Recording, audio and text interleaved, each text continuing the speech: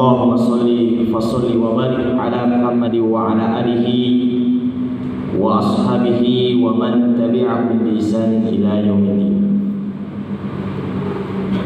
Qala Allah Ta'ala fil Qur'anil Karim, a'udzu billahi as-sami'il 'alim minasy syaithanir rajim.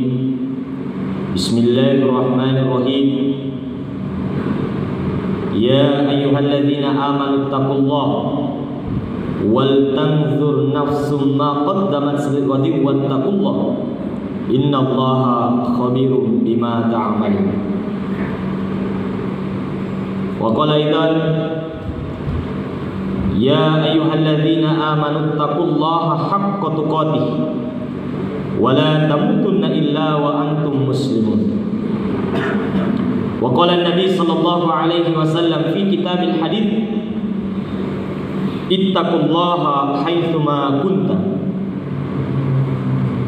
wa atbi'is sayyi'atal hasanata tamhuha wa khaliqin nas bi khuluqin hasan. Shadaqallahul azim wa sadaqa rasuluhun nabiyul karim wa nahnu ala dzalika minasyahidin wasyakirin walhamdulillahi rabbil alamin. Bapak-bapak kaum muslimin sidang jamaah Jumat yang insyaallah dirahmati dan dimuliakan oleh Allah Subhanahu wa taala. Marilah kita segenap kembali membasahi lisan kita seraya memanjatkan puja-puji dan syukur kita atas kehadirat Allah Subhanahu wa taala yang alhamdulillah sampai dengan hari ini tanggal 15 Zulhijjah 1441 Hijriah, Allah Subhanahu wa taala masih senantiasa memberikan kita begitu banyak nikmat-nikmat dan karunia.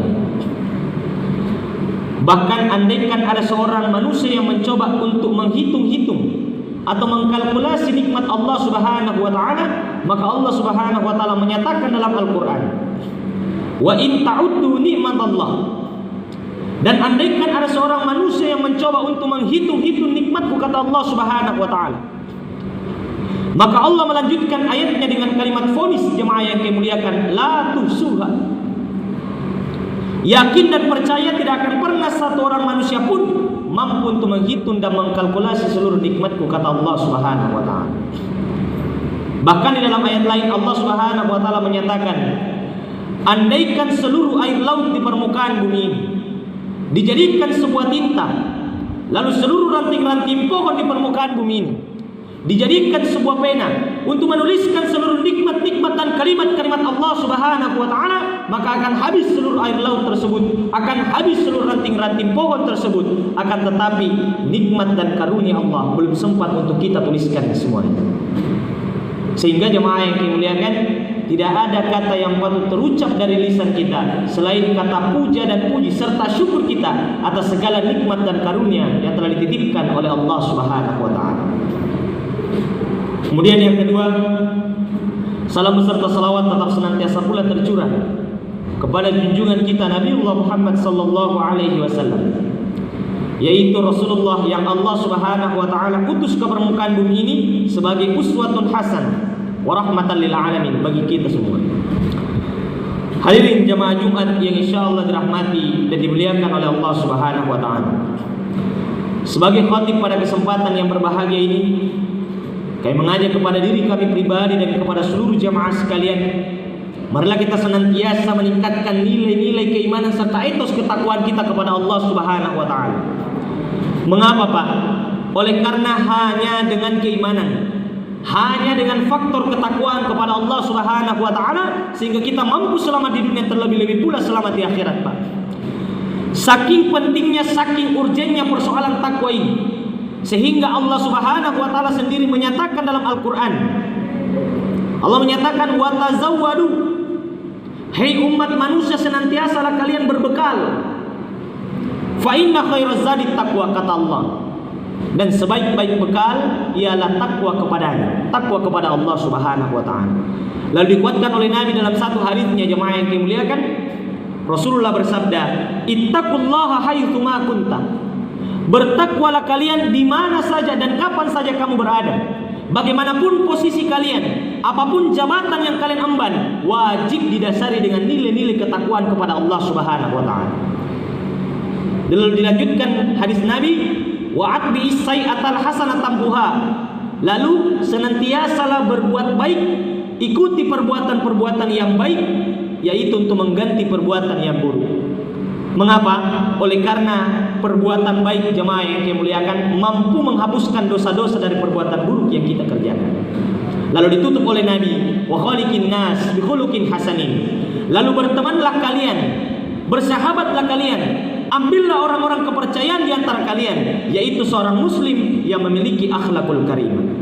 Hadirin jamaah Jumat yang kami muliakan, ketakwaan ini Pak merupakan pondasi utama dari segala sesuatu yang kita kerjakan di permukaan bumi ini. Hadirin jamaah Jumat yang insyaallah dirahmati dan dimuliakan oleh Allah Subhanahu wa taala. Pada kesempatan yang berbahagia ini Pak, di hari yang penuh dengan keistimewaan ini, serta di khutbah singkat yang penuh dengan kebaikan ini, kami hanya ingin menyampaikan salah satu doa. Mengapa jemaah yang dimuliakan? Oleh karena memang di akhir-akhir hari ini Pak, selain ikhtiar-ikhtiar yang kita kerjakan untuk menjaga diri kita dari segala bentuk keburukan, wajib pula ditambah atau dicukupkan serta disempurnakan dengan doa-doa yang kita panjatkan kepada Allah Subhanahu wa taala. Bukan hanya doa yang bersifat untuk menjaga diri kita dari kemaksiatan dan segala sesuatu yang buruk Pak. Akan tetapi doa-doa yang kita panjatkan kepada Allah Subhanahu wa taala perlulah untuk atau sebagai suplemen untuk menggembleng diri kita supaya lebih baik daripada hari-hari sebelumnya. Ada satu doa jemaah yang dimuliakan yang diajarkan oleh Rasulullah, yang dimana dalam riwayat disebutkan Nabi tidak pernah meninggalkan doa ini Pak setelah sholat subuh sebelum membacanya.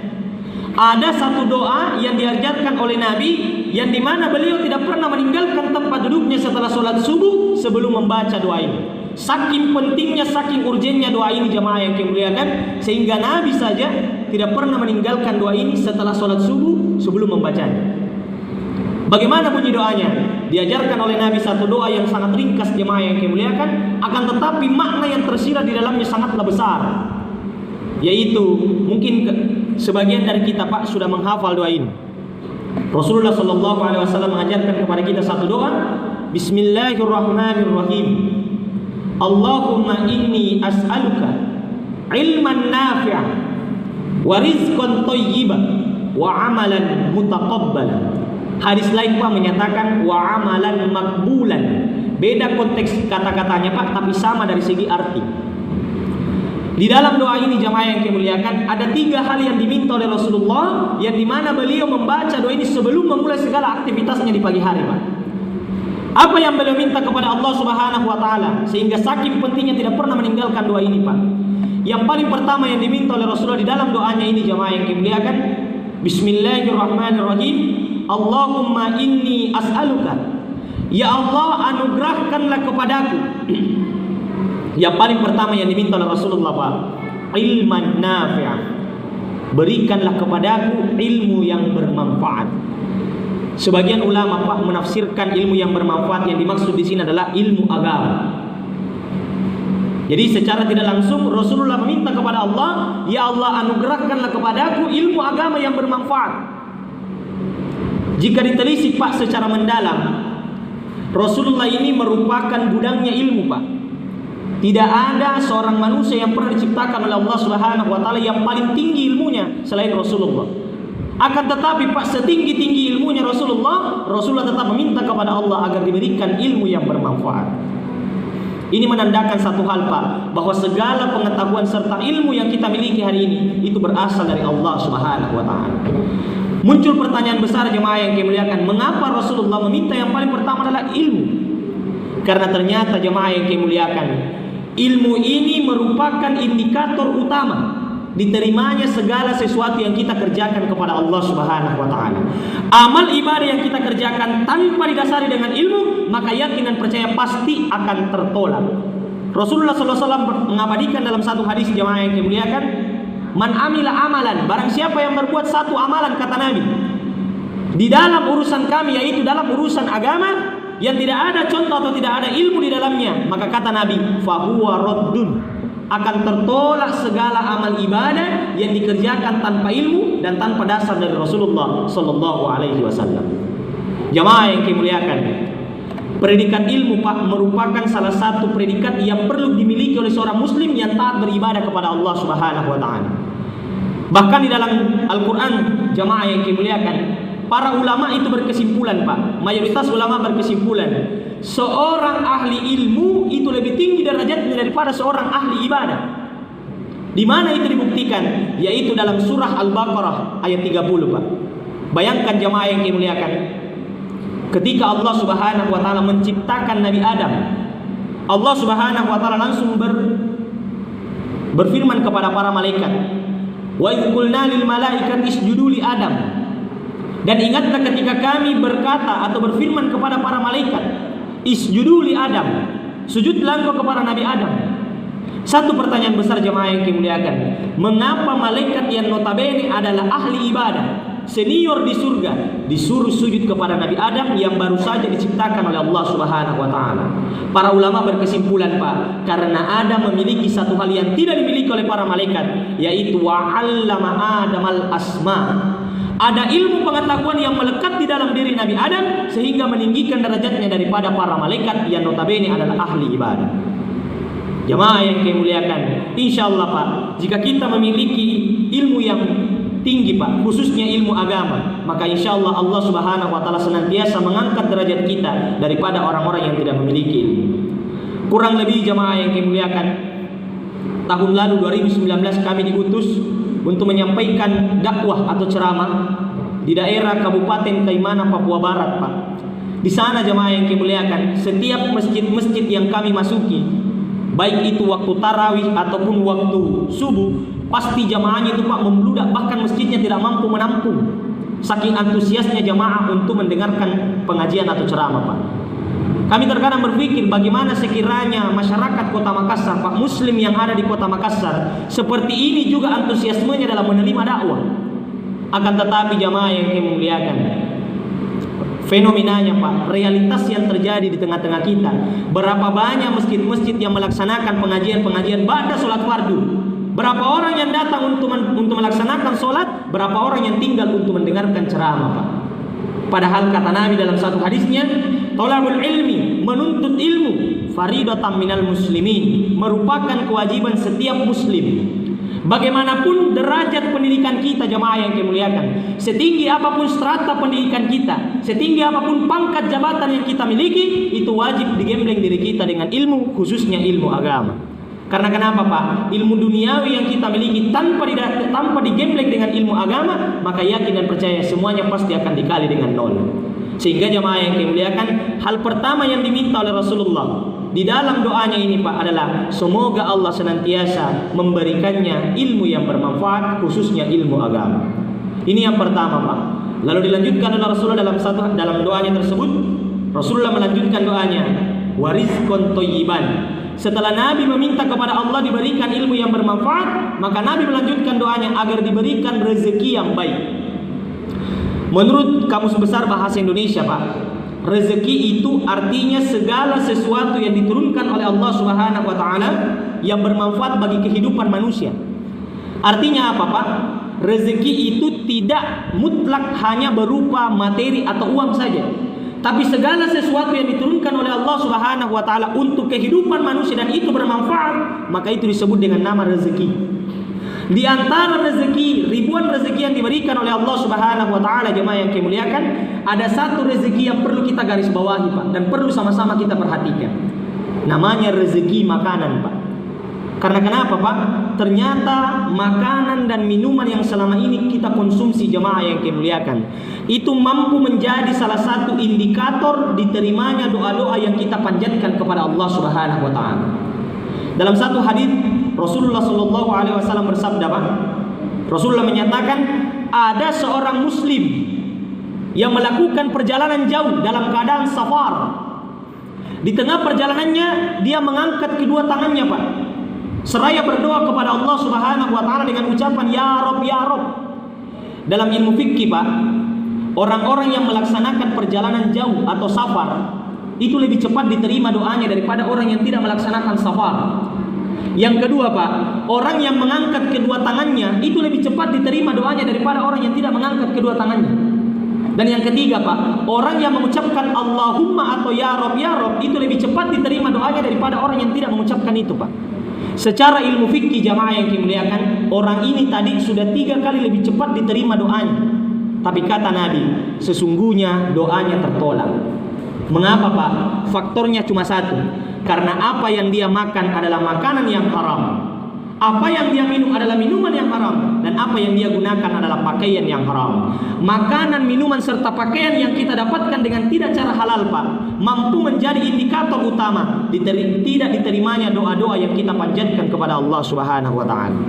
Sehingga jamaah yang dimuliakan, ini menjadi satu evaluasi Pak bagi kita. Jangan sampai Pak, begitu banyak doa-doa yang kita panjatkan kepada Allah Subhanahu wa taala yang mungkin sampai dengan hari ini belum terijabah atau terkabulkan oleh Allah Subhanahu wa taala. Bisa jadi itu karena ada makanan atau minuman yang kita konsumsi bukan didapatkan dari cara yang baik. Sehingga jemaah yang dimuliakan, Rasulullah meminta kepada Allah agar diberikan rizqon thayyiban, rezeki yang baik. Rezeki yang baik yang ketika beliau konsumsi, rezeki yang baik yang ketika keluarga beliau konsumsi, dan rezeki yang baik ketika orang-orang lain mengkonsumsi rezeki tersebut. Dan yang terakhir jemaah yang dimuliakan, dalam doa Rasulullah sallallahu alaihi wasallam yang dimana beliau tidak pernah meninggalkan doa ini Pak setelah salat subuh, yaitu yang terakhir yang diminta oleh Rasul adalah wa amalan mutaqabbal. Hadis lain mengatakan wa amalan makbulan. Nabi meminta kepada Allah Subhanahu wa taala agar diterima segala amalannya Pak. Satu pertanyaan besar bagi kita jemaah yang dimuliakan, apakah ada amalan yang dikerjakan oleh Nabi dan itu ditolak oleh Allah Subhanahu wa taala? Apakah ada satu amalan yang dikerjakan oleh Nabi dan Allah tidak menerima amalan itu Pak? Tidak ada jemaah yang dimuliakan. Segala sesuatu yang dikerjakan oleh Nabi itu diterima oleh Allah Subhanahu wa taala. Kalau begitu Pak, doa ini untuk siapa? Doa ini jemaah yang dimuliakan untuk kita semua, umat-umat Rasulullah yang sama sekali tidak ada jaminan bahwa segala amal ibadah kita Pak telah diterima oleh Allah Subhanahu wa taala. Siapa yang mampu menjamin salat subuh yang kita kerjakan tadi Pak 2 rakaat itu sudah diterima oleh Allah Subhanahu wa taala? Siapa yang mampu menjamin salat 2 rakaat yang akan kita kerjakan ke depan Pak akan diterima oleh Allah Subhanahu wa taala? Siapa yang mampu menjamin ibadah Ramadan yang kita kerjakan selama 1 bulan full beberapa bulan yang lalu Pak itu telah diterima oleh Allah Subhanahu wa taala? Tidak ada Pak. Tidak ada satupun manusia yang mampu menjamin bahwa segala amal ibadahnya Pak telah diterima oleh Allah Subhanahu wa taala. Sehingga jemaah yang dimuliakan, perlu untuk senantiasa kita mengamalkan doa ini Pak, karena di dalamnya ternyata memiliki makna dan kandungan yang sangat besar, yaitu doa yang sangat ringkas yang diajarkan oleh Rasulullah. Bismillahirrahmanirrahim. Allahumma inni as'aluka ilman nafi'an wa rizqan thayyiban wa amalan mutaqabbalan.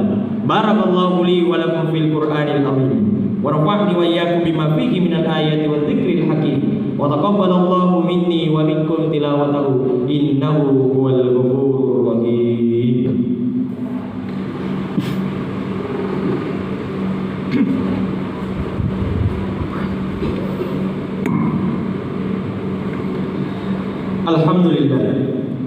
Alhamdulillahi rabbil alamin. Nabihi nasta'inuhu ala umuri dunya wad din. Wassalatu wassalamu ala asyrafil anbiya'i wal mursalin wa ala alihi wa ashabihi wa man tabi'ahum bi ihsanin ila yaumiddin. Inna Allaha wa malaikatahu yusalluna 'alan nabi ya ayyuhalladzina amanu sallu 'alaihi wa sallimu taslima. Allahumma shalli wa sallim wa barik ala Muhammad wa ali Muhammad. Jemaah Jumat yang insyaallah dirahmati dan dimuliakan oleh Allah Subhanahu wa taala, di khutbah yang kedua ini Pak, mari bersama-sama kita menutup dengan bersama-sama berdoa kepada Allah Subhanahu wa taala. Yang paling pertama jemaah yang dimuliakan, kita berdoa kepada Allah Subhanahu wa taala. Semoga segala sesuatu yang kita kerjakan di permukaan bumi ini itu bernilai pahala di sisi Allah Subhanahu wa taala, dan insyaallah akan kita dapatkan ganjarannya nanti di yaumil akhir.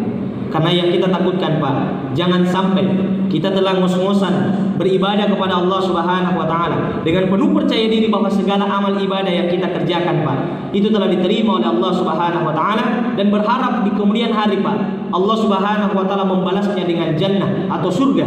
Akan tetapi Allah Subhanahu wa taala menyatakan tidak ada satupun amal ibadah yang kita kerjakan itu diterima olehnya. Nauzubillahi min dzalik, tsumma nauzubillahi min dzalik. Olehnya itu jemaah yang dimuliakan, mari bersama-sama kita menundukkan hati dan pikiran kita seraya bermunajat dan berdoa kepada Allah Subhanahu wa taala. Semoga segala amal ibadah yang kita kerjakan mulai akil balik sampai dengan hari ini itu diterima oleh Allah Subhanahu wa taala, dan insyaallah akan kita dapatkan ganjarannya berupa surga. Amin amin ya rabbal alamin. Bismillahirrahmanirrahim. Alhamdulillahi rabbil alamin.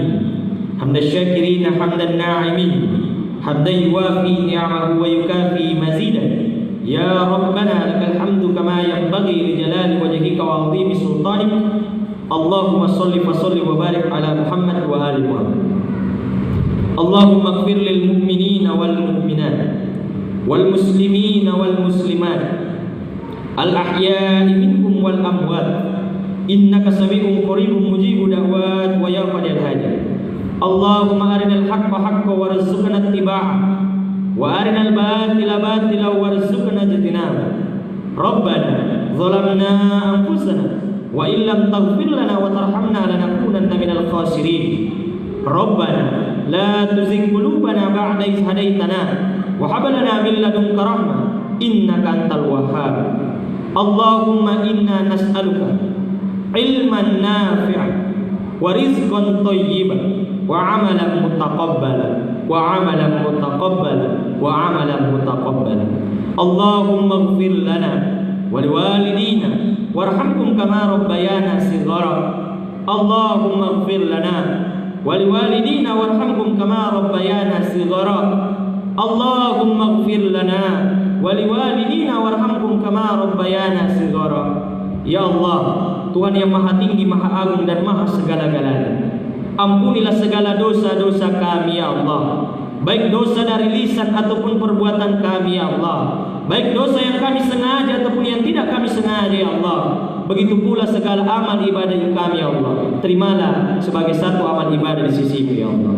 Begitu pula ya Allah, ampunilah segala dosa-dosa kedua orang tua kami ya Allah, baik orang tua kami yang masih hidup ataupun yang telah mendahului kami ya Allah. Sayangilah mereka semua ya Allah, sebagaimana mereka telah menyayangi kami di waktu kecil kami. Rabbana atina fid dunya hasanah wa fil akhirati hasanah wa qina adzabannar. Wa sallallahu ala sayyidina Muhammad wa ala alihi wa ashabihi ajma'in. Subhana rabbika rabbil izzati amma yasifun wa salamun ala al mursalin walhamdulillahi rabbil alamin. Wa aqimis salat.